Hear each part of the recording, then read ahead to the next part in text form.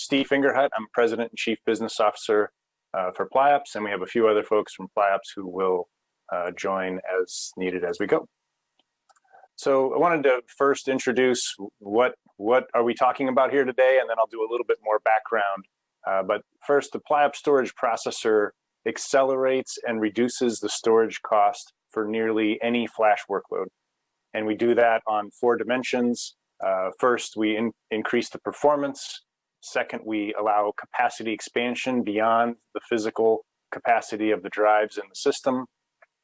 We provide data protection from drive failures, and we'll talk more about that. And we also improve endurance through a variety of mechanisms that allow our customers to use the lowest cost flash storage available. And just to give some idea of who our supporters are, our investors are SoftBank, Intel, Nvidia, WD, and Xilinx. So we have we're happy to have great support from the industry. So you can see over the last basically since 2015, we've had 6x growth in the amount of flash storage deployed in the data centers. So tremendous growth, and we've all seen the impact of flash. As we look forward, though, to the end of this decade, we expect that to grow 40x more, and resulting in up to half of the bits deployed in the data center. So if we see inefficiencies today, now is the time to solve them, because they're about to be amplified and multiplied many times. All right, and as we see, there's tremendous data growth, obviously, that we're all familiar with, the exabytes and yettabytes that have been talked about. But we look at the tremendous performance capability of even the most low-end NVMe SSD is easily 1,000 times faster than a hard drive.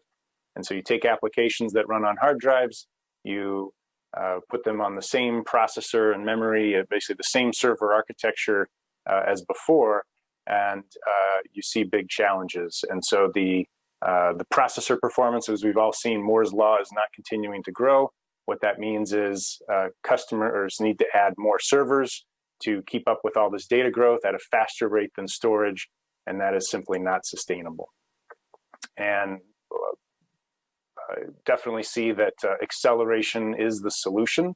So it eliminates the major redundancies, and we can see actually a significant increase in the performance. So in our first generation, it's the equivalent, basically it delivers the equivalent of 62 times the performance per core, and in our next gen, it'll be in the many hundreds, 500 plus. So this will, this type of processing power overcomes all the challenges of Moore's law and enables storage systems to scale more efficiently.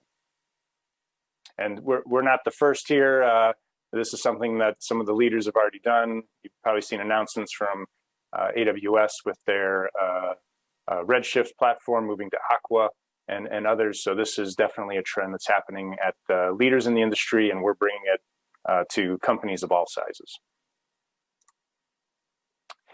And so we see the challenges, right? So we talked about the servers are not balanced. You're trying to run an increasing amount of data with very fast access through basically the same technology and architecture that was in place 5 years ago, when most of the time it was hard drives. To keep up, you take the same software that runs on a hard drive, you put it on a system with an SSD that's 1,000 times faster. What happens? The software essentially has to take shortcuts, right? The architects designing it will decide to not pack the data, or not compress and not pack the data as efficiently, which means that your storage is amplified, or they can essentially use the disk as a scratch pad, and that means that the reads and writes are amplified, and reads can be amplified up to 100 times, and writes we see 30, 40, even 50 times amplification. And as you know, SSDs have a limited write performance as well as a limited endurance budget, and that it really takes a big toll on both the storage subsystem as well as the network connectivity. And then lastly, the systems are not reliable, right? Nobody thinks about RAID 5 and flash anymore because of the huge performance penalties, and they'll use solutions like RAID 1 or RAID 10, which solve the problem but are enormously costly, or they just count on distributed storage and distributed erasure coding techniques, which are costly workarounds as well. Hey, Steve, can you talk a little bit more about how the addition of SSDs leads to read and write amplification before it even gets to the flash?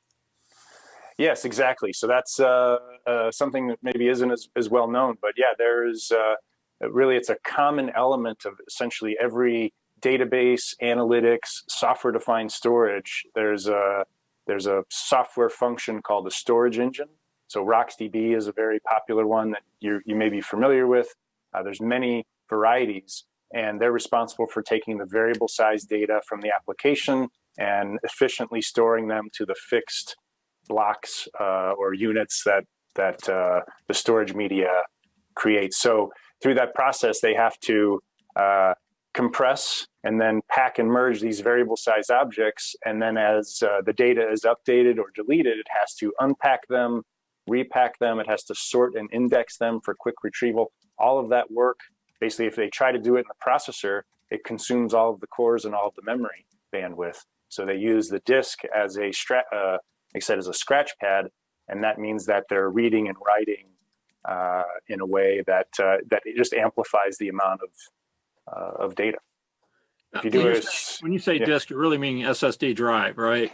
Exactly. Well, it's any type of disk, but in this case, when you do it on a hard drive, it's very slow performance. You don't need much to keep up. You try it on an SSD, and it's a lot of extra work to keep up with the application. All right, I get it. Thanks.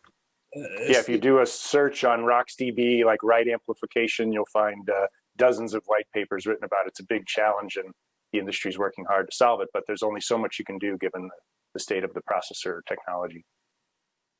I have a question here. I mean, you're talking about, in general terms, but your premise here is looks a lot around the server and not the storage network, right?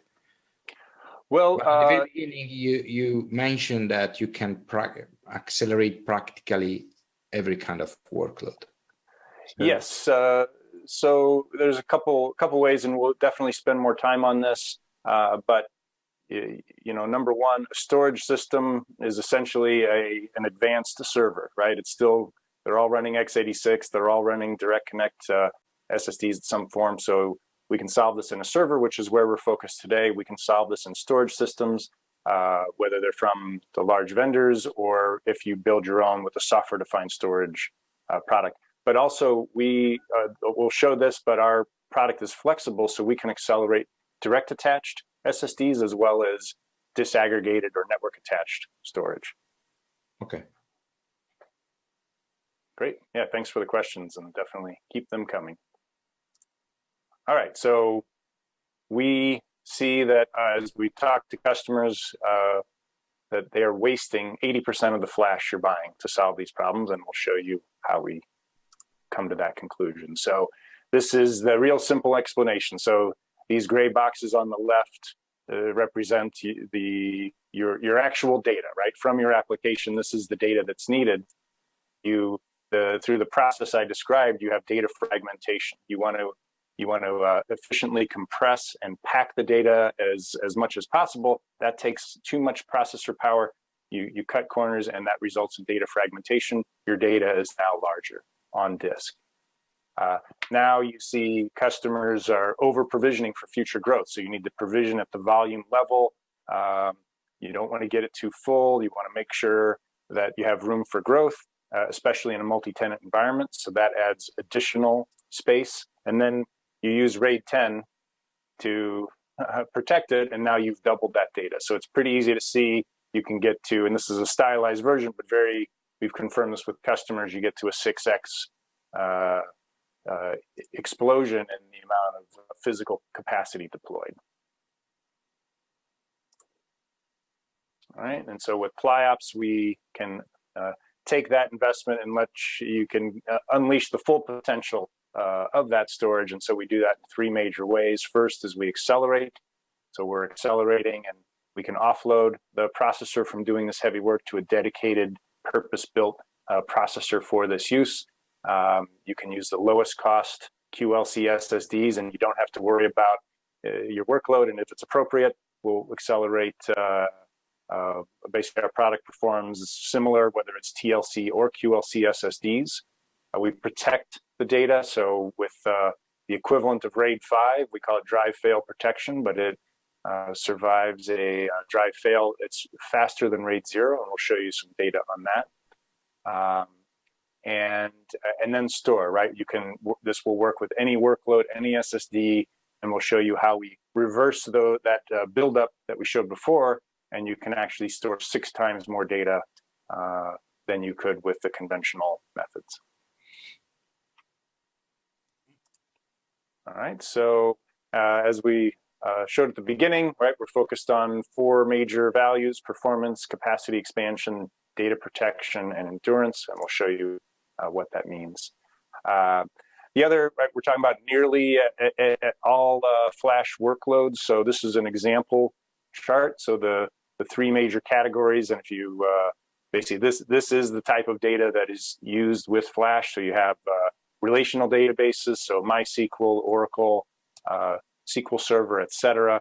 NoSQL, from Cassandra, Mongo to Redis, which is a data service, and then to the analytics types of applications, and then finally to software-defined storage, and Ceph is one example, and there are many others. So this is only for Linux, right? So no VMware, no Hyper-V, no. Our first generation is Linux only, but we will are quickly rolling out VMware and other operating systems shortly. So yeah, that's what we're focused on now. We're focused on cloud and web service providers in general, but absolutely this is applicable to all of those environments. And Steve, does this require host or client software? Does not require. There is a host agent, which we'll show you in a few slides, but it's a thin layer, and we actually use a standard NVMe driver for accessing our device. And also, sometimes we get the question: customers think maybe that you need to have a different personality for each of these applications, and that's not the case, right? We have one product, accelerates all of these. They could theoretically all be running on one device with VMs, as you mentioned.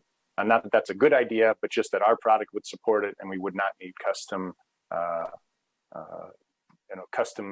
loads for each application. In this list of applications, there are some that are moving through in-memory process. What do you see about this? Because in-memory database, for example, is a way to accelerate, costly way to accelerate some kind of workloads or application. So what do you see is a competition, or your solution can also be valuable for this case? Because here I see SAP HANA, for example. Yeah, it's a great question and perfect setup for something we'll talk about later. But Redis is an in-memory data service that's very popular for web applications, and basically everyone would like their data to be in memory, right? It's the fastest, and that would be ideal. But of course, the trade-off is very expensive. So Redis is a case where we've worked with it to create a accelerated version that uses flash, and we can actually deliver the same performance as DRAM at a much lower cost. And we have a slide coming up that will explain exactly how that is. But we see it as how to lower the cost and increase the capacity per node, but still maintain the performance levels of in-memory. Great. And just to give you some idea that we have both customers and partners that have been working with our product and see great results. So with Intel, who we've been spending a lot of time with on QLC. You can see the head of their NAND business says Pliops with QLC SSDs provides significantly better performance than TLC SSDs alone, and we'll show you some data on that. Nvidia has been evaluating our product, and they see it as critical for accelerating workloads in the era of post-Moore's Law era. We have some data on how we've worked with Nvidia. Percona, which is an expert on databases, their CEO, the company evaluated our product, and they saw that it increased performance, improved compression, and reduced write amplification, which is what we talked about earlier. And then Sakura Internet, which is the largest hosting provider in Japan, has seen this get higher performance for their investments. And I love this quote that this is the best product for server-side flash he's seen in 10 years. So happy to have such strong support. All right, so we have a little video here that explains the difference or the challenge here. So if you look at SQL and NoSQL databases, and this is just an example, right? They all use key value interface as the way to organize data. So you take the elements of the database, right? Just some examples, right? You have fields defined, and the storage engine then translates that to disk by compressing the data, merging, packing, sorting, garbage collection, all of those things, and then using them for the SSD. And it's a very resource-intensive operation. So you'll hear us talk about key value sometimes, and we're not talking about key value databases, which is also a subset we can accelerate, but really this is a common element across all databases, and even software-defined storage uses it for metadata management. And so so that's the key background on this. So okay, so now let's take a look at the how we solve that problem. So this is essentially a mirror image of the slide I showed earlier. So you have this inefficient data set, right? You've have bloated data sets. You've had to mirror it for protection with high performance. And with Pliops, we enable the data protection. So which we'll show you, right? You can greatly, instead of mirroring, it's a very small allocation of spare capacity to allow for drive failure protection. And then we also offer thin provisioning. So you don't have to think about, for each volume, allocating additional headroom, which is something you would find in very advanced all-flash arrays. And this is something we're providing now in a building block available for all applications. And then finally, we compress that and pack it very efficiently, which leaves you with a actually even smaller data set than your original. All right, and that is dramatically optimizes the data sets.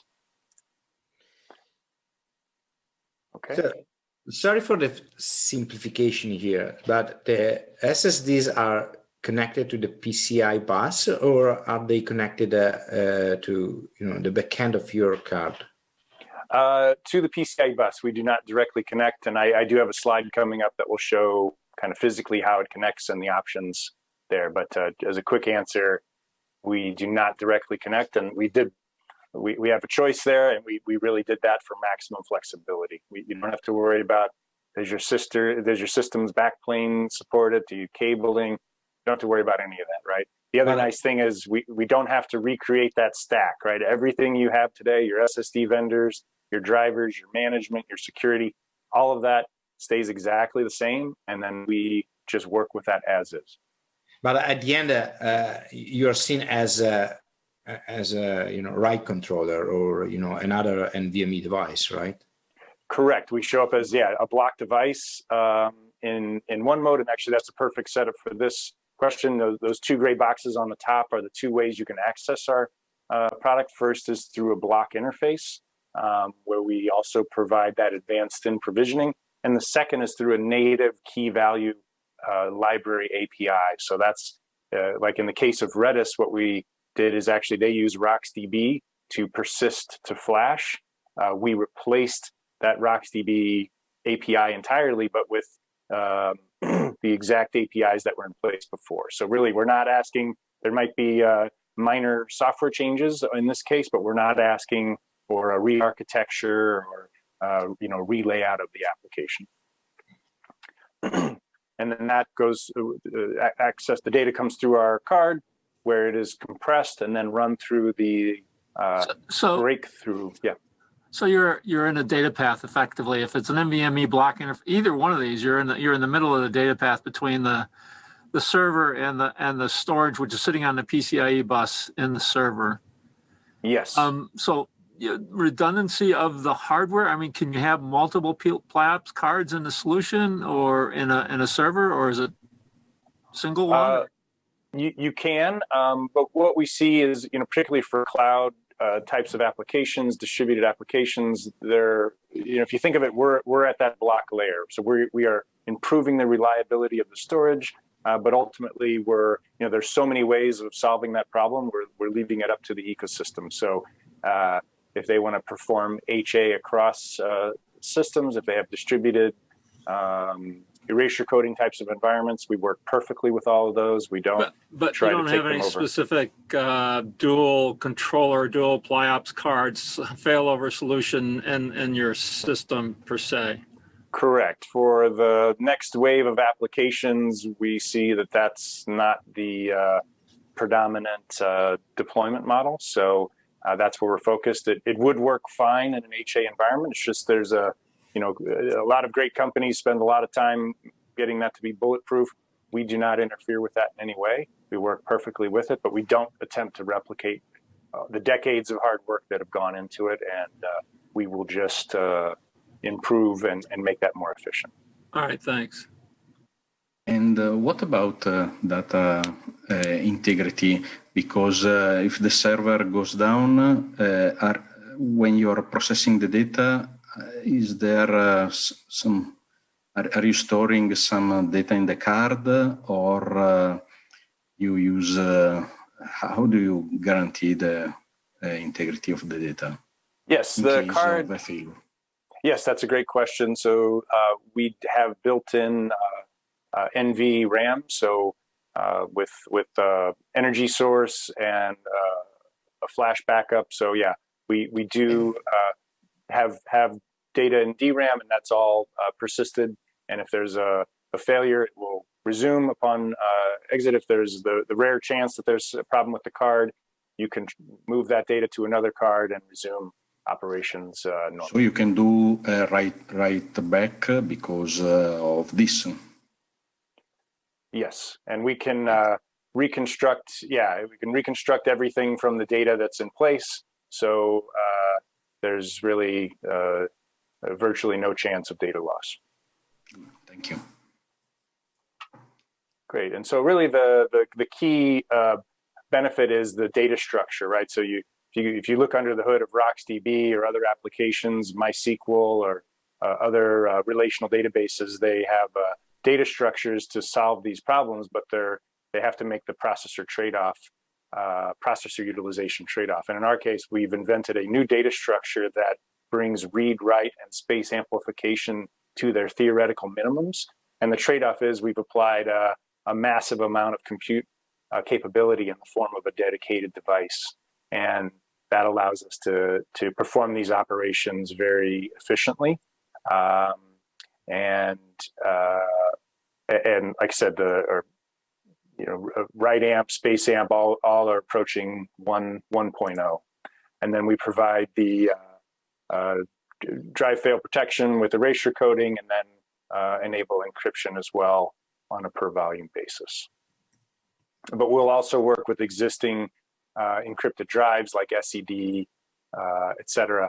And that's where, if it's in place today, it'll stay in place and we work fine. So this answers the question that came up earlier, sort of how do we fit into the system? And it just, if you look, this is your operating system running on the processor.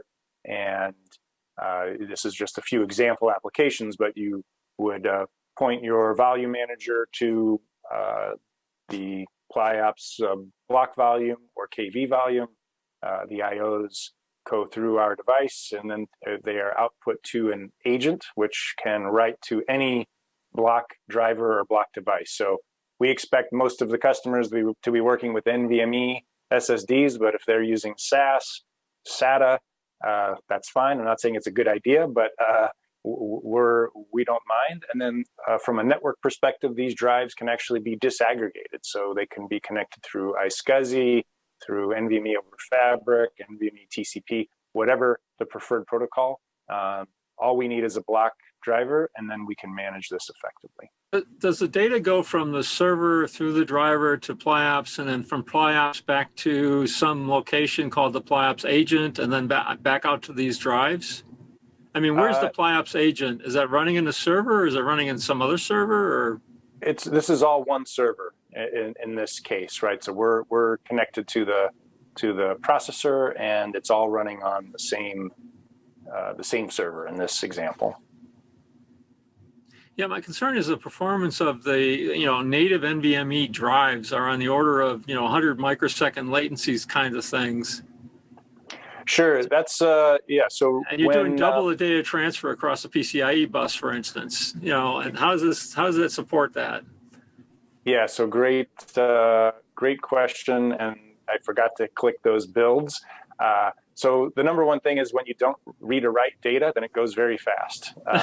Yeah. So what we're doing is, and yeah, if you're writing a single block, then you get those types of, read or write a single block, you get those types of performance levels. When you push these drives with higher write traffic, higher traffic overall, and as you start to fill them, those latency numbers you mentioned will absolutely start to grow, and we'll show you some data here shortly. And so we do a couple of things. We are reducing the amount of writes going to the SSD, which that is the number one benefit. So that improves your latency, it improves the QoS latency as you scale performance as well as data growth.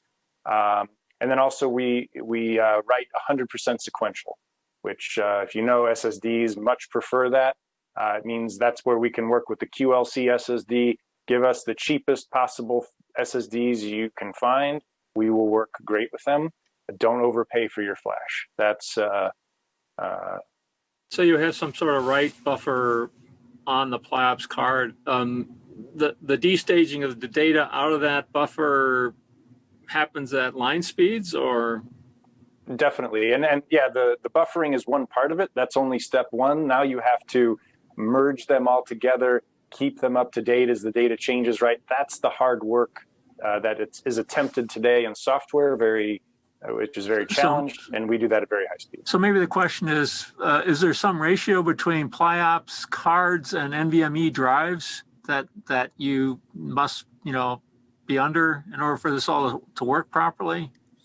We have our first generation supports 64 terabytes physical SSD, and that's somewhat of an arbitrary limit, but we had to pick something, and we figured that covers a lot of use cases, and you can actually store more user data than that, right? Given the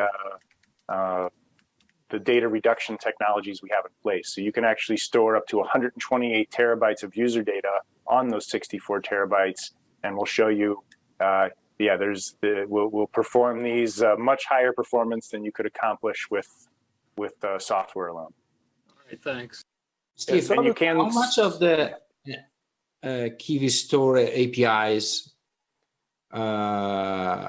brings the real benefit in the end? I mean, you're doing two things. One is optimizing the KV Store with a specific API, and the other thing is optimizing, actual read and writes operations. Okay, so if I'm not able to use your APIs, what can I expect as a performance improvement? It's a perfect setup. We're going to show you several slides that show performance with the block interface, and then we'll show one which is Redis, where we did that work on the KV integration. Okay. But the bottom line is, block will provide tremendous value, and then KV is that turbo mode to take you even further. All right. One other point, so I mentioned our collaboration with Nvidia. So we're working with the existing server architectures as they are in place today, but we're also, we can complement the emerging trends around the DPU, the data processing unit, if you've seen that. So Nvidia has their Bluefield DPU, which offloads storage, networking, and other functions from the host. And if you're in the business of hosting VMs, that can provide great efficiencies, but you're basically just transferring that problem from that we talked about at the beginning from one processor complex to another, and that pretty much stays the same. So we see this as very complementary, and we can work well with DPUs to accelerate the storage functionality, storage management to flash. And in fact, we've done this and demonstrated this with Nvidia and the Bluefield DPU.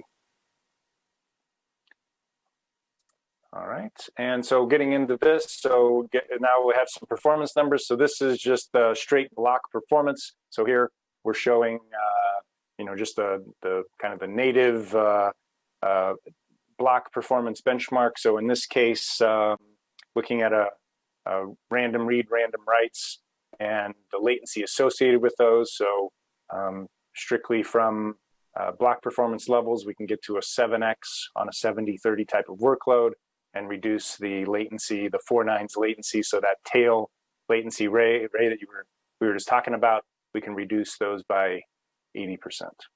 So that's sort of the foundation. We know people don't run block workloads, but it's a one way to just normalize, and now we'll get into the actual applications. So the reason you can reduce, so number one, the 3.8 seconds of latency on the write activity seems pretty high, but is that what I'm reading here?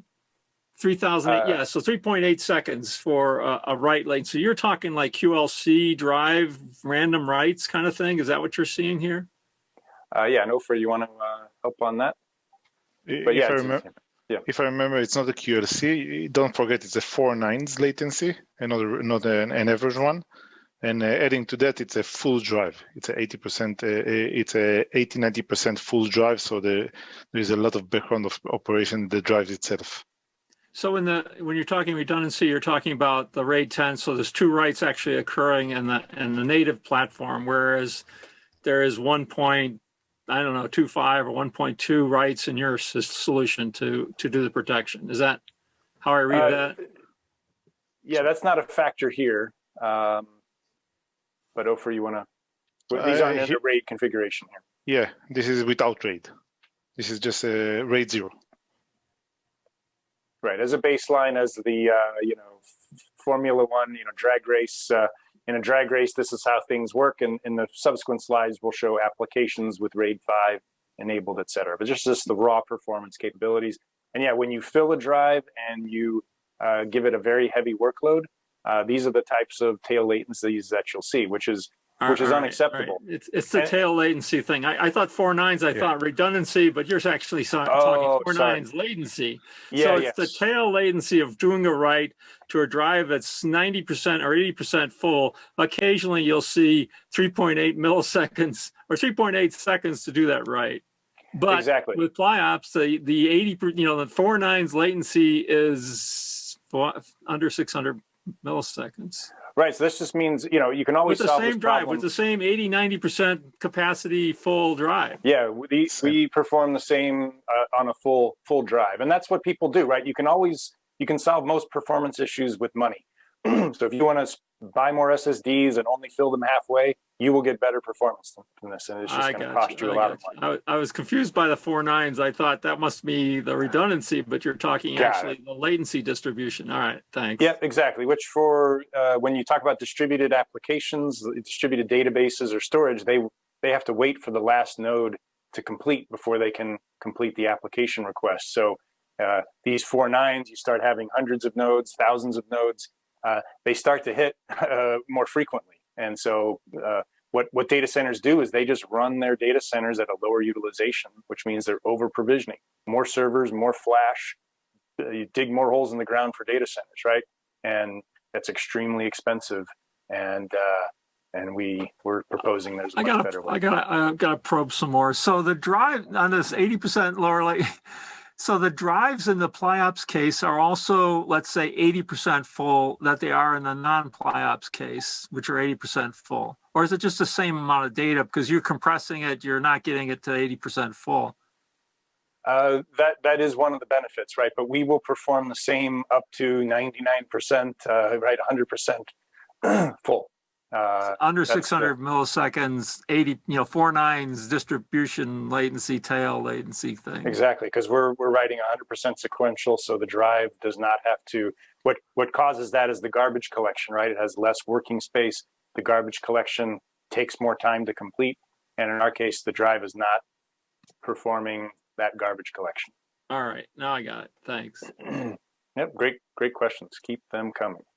All right, so now let's talk about databases. So this is a MySQL database and running TPC-C, right? Let's start with something that we're all familiar with. So in this case, right, you can see a 9x increase in the QPS, same for however you look at it, TPS or QPS, and then the software, right? So you can see here, this would be an unacceptable performance level on software. People would take action, architects would take actions to reduce that with over provisioning, but we're keeping these apples to apples. And what this means is you can run Pliops. This is what we've heard feedback from our customers. With Pliops, you don't have to worry about that. Fill your drives, push your servers to the maximums. So during peak periods, you don't have to over provision for Black Friday or those types of things, right? Run them to their maximum, and you're going to get stable performance, and you don't have to worry about latency. All right, and all of this too is with performance. This is actually using the block interface, but because we are improving the latency so significantly, this actually reduces the wait time on the applications, and you can fit more applications on a given server. Steve, but if you think about a single server, I totally get the picture. But in the moment that I start using, shared storage of some sort, and in a traditional environment, I mean, not a scale-out Cassandra system, which is totally different. They don't really share the storage. But if I have an Oracle or a Microsoft SQL, so a standard application for an enterprise, okay. I mean, how this kind of application work with because I lose all the benefits of compression, of RAID and any other thing. So the only thing remains that optimization in the writes, but most of this are done by the array. So I get it. Still I don't get it. I mean, you said multiple times that you can optimize all the workloads and everything, but actually, so the price difference in the end for and the optimizations that you can inject in the stack are minimal for traditional workloads, right? So we are talking about only next generation workloads, MongoDB, NoSQL databases in general, so scale out stuff with no shared storage. So this. If our focus is on, at least in our initial phase, we're very interested in the direct attached storage because that is it's companies that are deploying in direct attached, they care about the highest performance, and they've solved they perform continuous backups, et cetera, to provide that, or as you say, they can have clustered environments. Only direct access, no, because now I understand that. Well, that's our focus, but we absolutely can work with disaggregated storage, and we could work with all flash arrays and those types of things, and we would actually reduce the amount of data going over the network and going to those arrays and allowing for basically lower performing AFAs, lower cost AFAs. But but there is no redundancy in the card. So in the moment I put your card in the middle and something happens, I mean, I lose my data. The reliability of our card is about the same as a Xeon processor. So you run the same risk of just losing your server as losing the card. Well, so if I lose my server and and I lose the latest write is a thing. If you are caching something or you are keeping something in the card and I lose the card, I lose a good chunk of data potentially. So it's not exactly the same thing. That's correct. Yeah, for high performance, you will need to do local caching. We can also be deployed on the other side of the wire. So on that storage, disaggregated storage, that's the other way. If that is a concern and your application can't handle that, then we can work on, like, let's just say it's Ceph, or name your software-defined storage. We will help accelerate those on the other side as well. And I'd say stay tuned, right, for that Pliops can actually help accelerate all flash arrays and make those more efficient as well. I think that if it's okay, Steve, I think that let's take, for example, the RocksDB as a comparison point. RocksDB has the same problem. He's caching in the local memory everything, so he's doing another write to the drive themselves, which is sequential for logging. So we do the same, okay, if needed, in case of if it's needed. And do remind, as Steve said, that the network bandwidth for example, RocksDB, any LSM is 10, 20 write amplification in compared to us, which is 3, and if you add 1, it becomes 4, for example, or going to 2 plus 1, 3. So the differences are still there, and we can fully protect the data. All the other data beside that log can be reconstructed from the raw flash itself. All the metadata is kept there for reconstruction beside the local cache, which can be also logged, same as RocksDB, memcache, for example, memtables, for example. So the primary deployment methodology that you folks are looking at is if you take the so here's your card. It is a block device. The application would address it as a block device. And then behind your card, or basically in conjunction, your card then talks to other kind of disaggregated block devices behind that. And then so if you've got an SSD in there, NVMe, it could talk to other block devices. But you could also then have block devices that would be like a traditional, like if you wanted to put an EMC array behind it that was doling out fiber channel, you could do it as long as a block device in Linux, right? Exactly. And as Enrico pointed out, yeah, you have to make sure this works with your application. And yeah, there will be local data that we hold, as Ofer mentioned, that can be fully recovered, but you have to make sure that works in your environment. But this covers a huge part of the application space. And also for the companies that are most concerned, or the deployments that are most concerned about performance, they are using DAS, and that's one, or new technologies like NVMe over Fabric, which gives you DAS-like performance, but with the value, the flexibility benefits of disaggregated storage. So we work in either environment and provide that value in either environment. Great discussion. Thank you. All right, so now there was the question earlier about in-memory. So here I'm going to walk through this. This is, we kind of take this in stages. So the first with, if you look at Redis today or other in-memory applications, right, it's DRAM based. They spec the maximum performance basically on the IOPS, the maximum IOPS you can achieve with a 1 millisecond average latency. And in the case of DRAM, we measured this on, so we took that same measurement, but also looked at the 4 nines latency. So in the case of DRAM, average and 4 nines are about the same because DRAM is extremely high performant. And you get around 900,000 IOPS from a server at that level. There's a version of Redis that runs on Flash, and you get about 100,000 IOPS in that case. And then from a latency perspective, it's quite high. In the 4 nines latency is quite high. So this is something that's used sparingly because of the low performance. So with Pliops, we use the same low-cost flash. These are low-end data center class SSDs. We get essentially the same performance as DRAM, right at 900,000. Our 4 nines latency is right on that 1 millisecond. And you can see here in the case of DRAM, this use case is somebody has a 6 terabyte data set.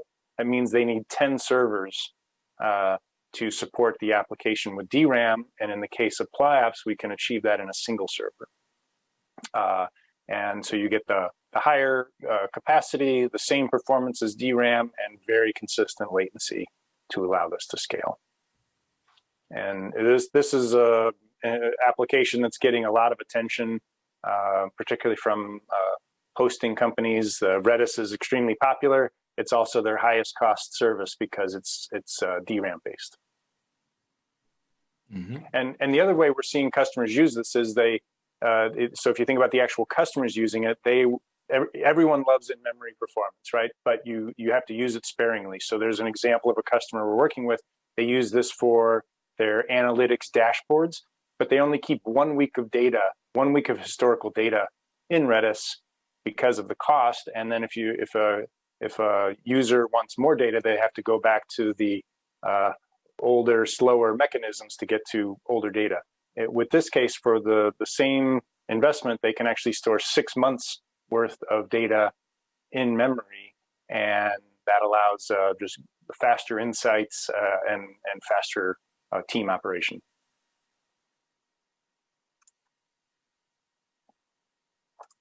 All right, and then QLC, we've talked about this a bit. So if we look at the same types of performance metrics with TLC SSDs, so these are the ones that Intel were talking about earlier. You have 4 SSDs, you go to 8 SSDs, right? You can grow your performance. And with Pliops and even just a single QLC SSD, we can get a 2x increase in performance. And then you see a similar story on latency. So very, very low latency and a significant reduction. So that's where we had the quote that, right, you can perform at better than TLC drives with QLC, which is something that today QLC drives are really only used by a small number of the largest companies because you have to completely rewrite your software and make a lot of trade-offs to work with the lower cost of QLC. All right. And we see that this is something that gets a lot of attention because it's an easy, storage is never cheap enough. And so QLC is the way to get the cheapest flash. And everyone wants that for the huge data growth. So is this latency on QLC the 4 nines latency, the 99% latency, or is this the average latency that you're seeing 5 milliseconds? Let's see, Ofer, do you recall that? I believe this is the average. No, I think that this is the application average. Right. So it's the application average, and the devices are 80% used, or 50% used, or new, or they are usually 80% used. The data set plus all the metadata of the application consume 80% of the drive themselves. Right. For the 4 drives, the data set is half of the one running on the Pliops. For the 8 drives, it's the same because it's 8 2 terabyte drives in compared to a single 16 terabyte drive. All right, thanks. All right, and then we also have similar, so we talked about TPC-C just because that's very common, but also with a NoSQL database, in this case, we're showing Mongo, and you can see so number one, the capacity improvement, so getting the most out of that, and we hear Mongo is an application that once you put it in, right, data growth is just astronomical, right? Users love it and want to store more and more data, which is just a challenge to keep up with. So number one, allowing that greater data density per node, and then with a couple different workloads showing the higher performance. So you have the lowest cost storage to keep up with the data growth, and then consistent high performance for these key applications. All right, and then the other one that is also maybe a surprise to many people is Optane. So Optane is obviously a very fast media, but as we talked about, if you take an even faster media and put it in front of the in a server, then the bottleneck moves to the processor. And can you take full advantage of that? The other challenge, of course, is Optane is more expensive than traditional SSDs, and so in this case, we're using an all Optane environment for a way to showcase the benefit. But in this case, you can see. And this is using the Optane as a block store, not as a MongoDB or Redis database or anything like that. You're not using the KV interface. You're using just block storage, NVMe, effectively. Correct. Yeah, this is the Optane SSD, so NVMe, not the memory mode devices, and this is actually running, TPC-C as well, MySQL TPC-C. Okay, and as far as you're not using block device, it's unmodified MySQL. It's off-the-shelf MySQL. Right. All right. With block device. So this is the great thing, right?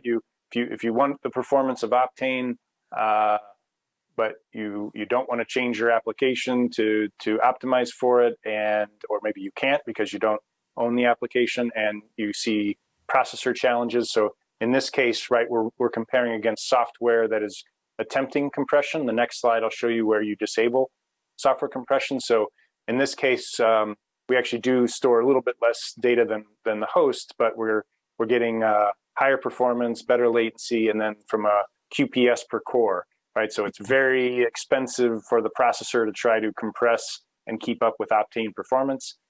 In the case of Pliops, we disable software compression, and you get that much greater efficiency per core. So you can fit more instances in a server to get greater density and scaling.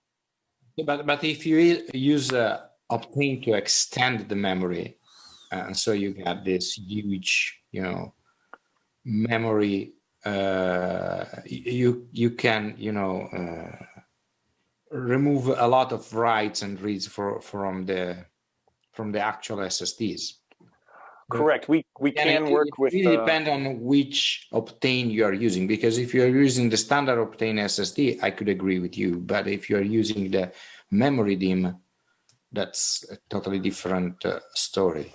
It is different. And we can work with that. That's something that's in process. But you have the same challenge, which is it's even faster off of the memory bus, and you move the bottleneck to the CPU, and I'd say it's challenging to take full advantage of the Optane technology. And of course, you're storing data either uncompressed, or you're paying a very heavy processor price to attempt to compress it on the fly.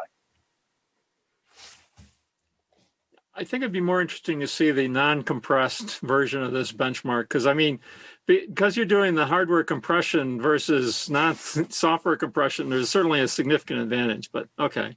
Sorry. Sure, and it is it's compression, but it's also the managing of the variable. So that's where software has a lot of work to do, is, when you have variable size data, how do you pack that efficiently and maintain it?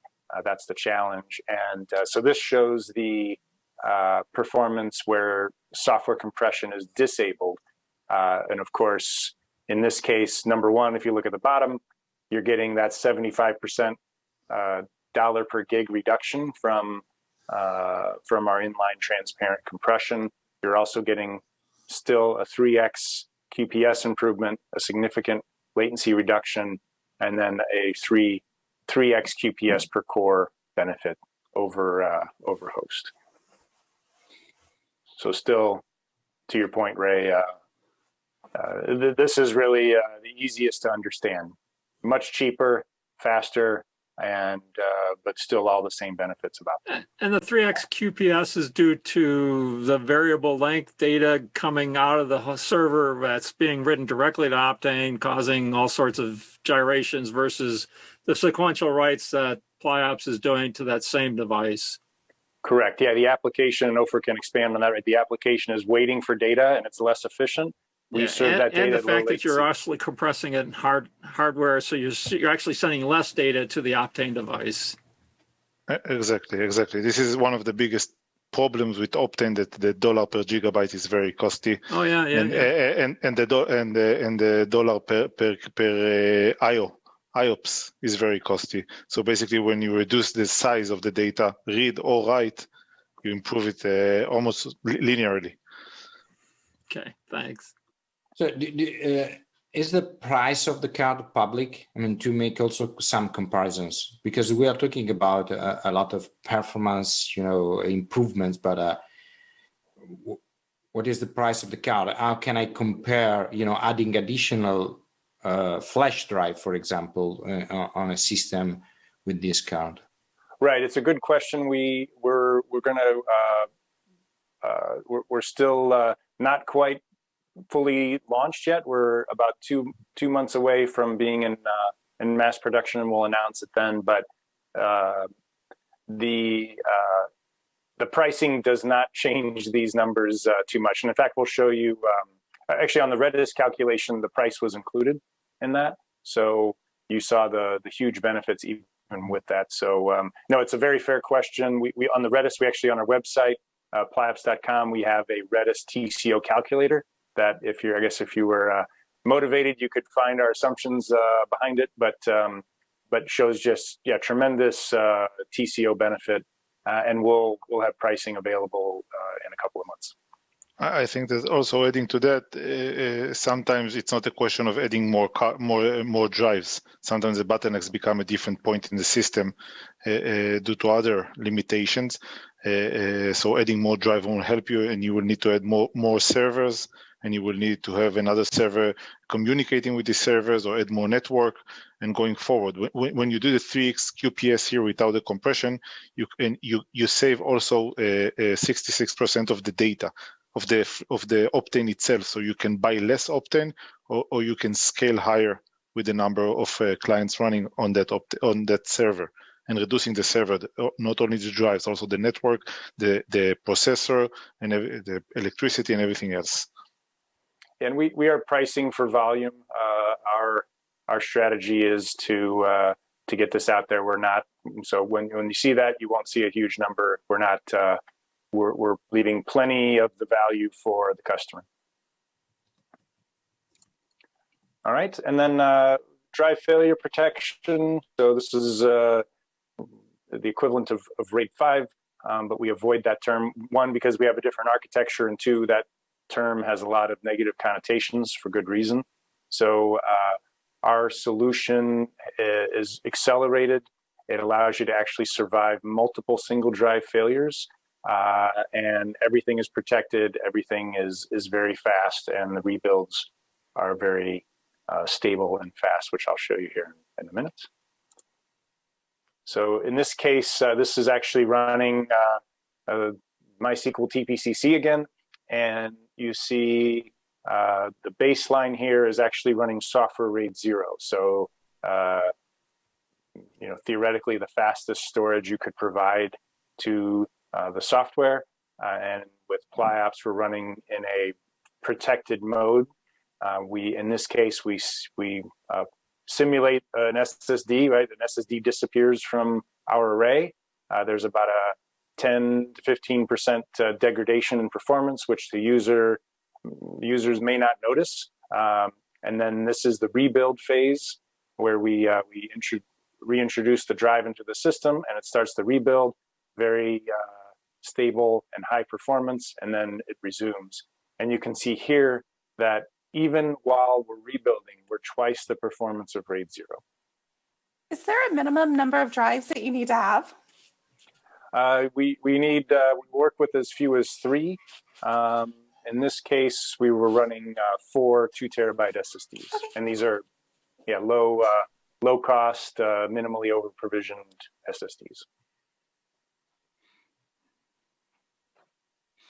And so this is really a game changer, right? And this sort of workload that's going on is 70-30 read write, or is all write, or it's all read, or this is the QPS, so it's TPC, so it's the whole gamut of 70, work. 30. Okay. Yeah. No, TPC-C is 50. On top of the application, it's 50-50. Because of read modify write of the writes, it becomes on the storage around 70-30. Okay. But on top of it, it's 50-50. I got it. All right. Yeah, and this is a game changer, right? Because people have just written this off. They either use RAID 0, RAID 10. They're finding other mechanisms, and even if you have a distributed system, and we advise that you have systematic ways of protecting your applications. But in this case, you can make the node more reliable, avoid that rebuild traffic across the network, across your CPUs, and it's really no trade-off, right? You can compress the data for more storage, and here there's no performance degradation as well. So it's a zero trade-off, and that actually leads into the next, right? So we're compressing, packing that data very efficiently, and how do you take advantage of it? So one way is through thin provisioning, which allows you to use advanced techniques to basically get the most out of your storage.